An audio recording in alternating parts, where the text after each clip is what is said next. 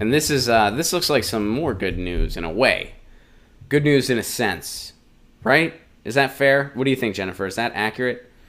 So more people are going on strike, basically. That's why I say good news in a sense, because it's good news that it's happening.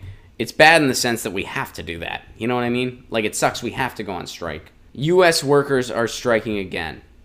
Halfway through the year, the number of large strikes in the U.S. is at the highest level in decades. Reasonably so. It should be. In the 1980s, there was a phrase used to describe... All right, I don't want to hear the follow-up verbiage. I'm just not into it. All right, U.S. labor relations have never been cordial. Okay. So this is the average number of annual work stoppages by decades. So the number of large strikes overall has plummeted. I mean, look at this. And, interestingly enough, right around here, this is when labor was doing the best. What else do you guys need to know? And I've been saying it for a while now. We have to strike. And I know that, look, you don't have to remind me that I don't fall into this category of people that need to strike. I know that I don't fall into it. I know that. I also know that it's way easier said than done. The people that need to work 2 and 3 jobs just to put food on the table and are living paycheck to paycheck, I know it's hard. But what I'm saying is, we need more workers are striking, and that's a good thing. We need a massive strike in this country. We just do. Like, that's the only way we're going to have any workers' rights in this country. Because policy has already left us in the dust. What right to work is spreading more than unions are. Unions are dying. Right to work is growing. That tells you everything you need to know. So yeah, we gotta strike. People in the U.S. have to strike. It worked for the teachers. The prisoners are doing it. We need a massive strike. And yes, I know that's easier said than done. No, I don't know how to start something like that. And yes, I know I don't fall into that category. Whenever I bring this up, people like to remind me of that.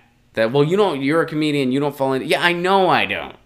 So what I'm saying is I want to help any way that I can by being a communication vessel. That's the biggest thing I could do to help, and I want to do that. I want to be available on these streams. I want to be available for people to coordinate in their neighborhoods. That would be my contribution. I know that I wouldn't be able to go on strike. I don't have a job, technically. I mean, like, I'm self-employed, so I do not have a job I could go on strike from. So I would be a communication vessel. Which sounds weird and oddly sexual.